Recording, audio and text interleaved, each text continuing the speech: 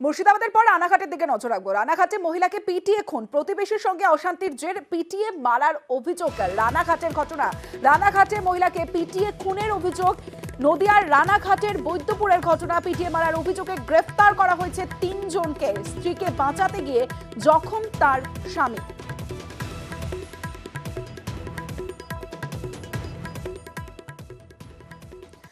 দলবদলের টাকার টোপ, সিপিআইএম এর পঞ্চায়েত সদস্যকে দলবদলের জন্য টাকার টোপ ১ লক্ষ টাকা দেওয়ার অভিযোগ তৃণমূলের বিরুদ্ধে। এবং যেমনটা আমরা জানতে পাচ্ছি, ঝাড়গ্রামের ঘটনা, দলের সদস্যের হয়ে পুলিশে অভিযোগ, সিপিআইএম এর পঞ্চায়েত সদস্যের বাড়িতে ৪৮,০০০ টাকা পায় পুলিশ। জলপাইগুড়ির অরবিন্দ পঞ্চায়েতের ঘটনায় রীতিমতো চাঞ্চল্য, সাজানো ঘটনা বলে পাল্টা দাবি জেলা তৃণমূলের। আমার বাড়িতে গতকালকে এসেছিল, তারা আমাকে 1 সপ্তাহ ধরে প্রেশার দিচ্ছিল টিএমসিতে যোগ দেওয়ার জন্য। তারপর ওরা এসে 1 লক্ষ টাকা বাড়িতে আর কি ছুঁড়ে ফেলে দিয়ে গেছে। যখন চাপ দিয়ে পারলো না, তখন টাকা দিয়ে কিনে নেওয়া, ভোট কিনে নেওয়া, জনপ্রতিনিধিদেরকে কিনে নেওয়া, এই ব্যাপারটাই করার চেষ্টা করেছে। টাকাগুলো যেখানে ওনারা ফেলে এসছেন ওখানেই আছে। হ্যাঁ, থানায় জানিয়েছে। এটা বামপন্থীরা করা মানেই হচ্ছে এটা মনে রাখতে হবে যে এটা বিজেপি এটা করিয়েছে, এবং এই যে টাকাটার কথা আপনারা বলছেন সেই টাকাটা বিজেপি, খবর নিয়ে দেখুন, বিজেপি হয়তো তাদেরকে প্রোভাইড করেছে। অন্যদিকে খড়গপুরের দিকে নজর রাখবো। খড়গপুরে তৃণমূল নেতাকে মারধরের অভিযোগ দুষ্কৃতীদের বিরুদ্ধে। সকালে বাড়ি ফেরার সময় রঞ্জিত সাকরেকে মারধরের অভিযোগ। প্রাক্তন কাউন্সিলর অঞ্জনা সাকরের স্বামী রঞ্জিত সাকরে আক্রান্ত। খড়গপুরে জগন্নাথ মন্দিরের সামনে শূন্যে গুলি চালানোর অভিযোগ। অঞ্জনা ও রঞ্জিত একসঙ্গে ফেরার সময় হামলার অভিযোগ। খড়গপুর মহকুমা হাসপাতালে চিকিৎসাধীন রঞ্জিত সাকরে। মারধরের ঘটনার তদন্তে খড়গপুর টাউন থানার পুলিশ। तो बच्चे को स्कूल छोड़ने गए थे, वहाँ से वापस आते समय ही कोई मार दिया। कौन मारा, कुछ पता है? इतना आइडिया नहीं। देखिए, हम लोग का तो किसी से दुश्मनी नहीं है, हम तो सबसे अच्छे ही से रहता है, तो कैसे पता चलेगा कौन मारा? कोई नहीं।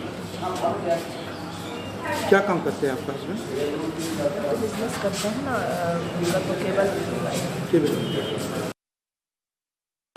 मैं बेटी को स्कूल से छोड़ के आ रहा था सर। टीवीएस के पास में मुझे एक लड़का रोका गाड़ी। मैं सोचा पता नहीं किसने रोक दिया गाड़ी। उसके बाद अचानक 4-5 लड़के लोग अगल बगल से आया और मुझे पैर पे मारने लगे। मारने के बाद मैं गिर गया गाड़ी के साथ में। क्या चीज़ से मारा पैर? बेसबॉल और रॉड था।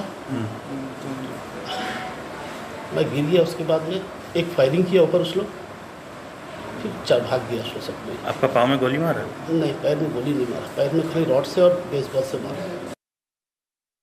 এই তৃণমূলের যে এক্স কাউন্সিলর, তিনি ভারতীয় জনতা পার্টিতে আসার প্ল্যান করছিলেন আমার কাছে যা খবর, এবং যাতে উনি না আসেন মাফিয়া অ্যান্টি সোশ্যালদের দিয়ে অ্যাটাক করানো, ব্যাট দিয়ে পা ভেঙে দিয়েছে, হাওয়াতে গুলি চালিয়েছে। যারাই বিজেপিতে জয়েন করবে স্পেশালি টিএমসি থেকে, তাদেরকে ভয় দেখিয়ে কেস দিয়ে ভোটের দিন যদি এই ধরনের ঘটনা ঘটে, তাহলে তার পাল্টা জবাব আমরাও দেব।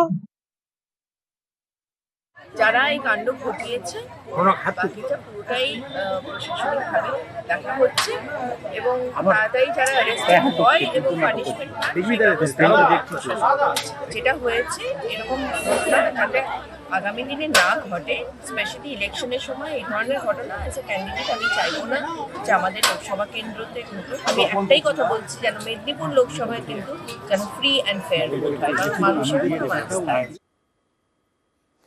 পূর্ব মেদিনীপুরের এগরার দিকে নজর রাখবো। তৃণমূল উপপ্রধানের জমিতে সরকারি টাকায় তৈরি শৌচালয়। এগরা 2 ব্লকের বালিঘাইতে এমনই অভিযোগ আনলেন স্থানীয় বাসিন্দা বাসুদেব দাস মহাপাত্র। আরটিআই করে সেই তথ্য প্রকাশ্যে আনলেন তিনি। সরকারি টাকায় নিজের জমিতে কমিউনিটি শৌচালয় তৈরির অভিযোগ দেশবন্ধু গ্রাম পঞ্চায়েতের উপপ্রধান অলোক মহাপাত্রের বিরুদ্ধে। অন্য লোকের জায়গায় দাগ নম্বর দেখিয়ে উনি ওনার বাড়ির পৈতৃক সম্পত্তির উপর শৌচাগার নির্মাণ করেছেন, কমিউনিটি শৌচাগার। সেক্ষেত্রে এই অভিযোগটা কোথায় জানিয়েছেন? অভিযোগটা আমরা বিডিওকে জানিয়েছি, ডেপুটেশনের মাধ্যমে আমরা বিডিও জানিয়েছি, আরটিআই করেছি। যে কত টাকা অ্যালটমেন্ট হয়েছে তার কোনো তথ্যও নেই। তাহলে যে জায়গায় শৌচালয় গড়ে উঠেছে, যেটা কাগজে দেখানো হচ্ছে, দুটো কি আলাদা জায়গা? হ্যাঁ, দুটো আলাদা জায়গা। প্রথম যে দাগ নাম্বারটা দেওয়া আছে এটা ওঝাপাড়া, ওঝাপাড়া থেকে এটা অনেক দূর এবং এটা কোনো কমিউনিটির মধ্যে নেই, পুরো পরিষ্কার রাস্তার ধারে হয়েছে এবং ওনার পৈতৃক সম্পত্তির উপর। মানে বাড়ির ব্যক্তিগত। এখানে কমিউনিটি ল্যাট্রিন করেছি, এটা আমার জায়গায় নয়, এটা খাস জায়গা কিছুটা আছে, কিছুটা আমার জায়গা। সেই খাস জায়গাটা আমাদের একটা খেজুরতলা বলে জায়গা আছে, সেই খেজুরতলাটা খাস জায়গা। সেই জায়গাটা আমার যতটা ধারণা ছিল 458, সেই জায়গায় 358 লেখা হয়েছে, এটা ভুলবশত হয়েছে। কিন্তু এখন এখানে বিজেপির মেম্বার জিতেছে, সে চাইছে কিছু বুজরুকি কথাবার্তা বলতে, যেটা কোনো ভিত্তি নেই। তৃণমূল কংগ্রেসের বিদায় পালা চলছে, এই লোকসভা নির্বাচনে বিদায় হবে, তাই তিনি এই 30 বছর ধরে যা আত্মসাৎ করেছেন, তাতে বিল্ডিং করেছেন, ঘরবাড়ি করেছেন, বাকি যাগুলো জায়গা আছে, যা দরকার ছিল, একটা কমিউনিটি টয়লেটও তিনি তৈরি করে নিয়েছেন নিজের জায়গার উপর, অন্য দাগ নাম্বার দেখিয়ে সুন্দর করে তৈরি করে নিয়েছেন। কিছুদিন পরে যখন তৃণমূল কংগ্রেস সরকার থাকবে না, পঞ্চায়েত থাকবে না, তখন তিনি সেটাকে ব্যারিকেড করে ঘিরে নেবেন, তার জায়গায় হয়েছে সেটা তার নামে হয়ে যাবে। কিন্তু তিনি এমন একজন নেতৃত্ব তৃণমূল কংগ্রেসে, যে ডাল থেকে শুরু করে, সরিষা থেকে শুরু করে, গম থেকে শুরু করে বাড়ি পর্যন্ত নিয়ে পালিয়ে যায়।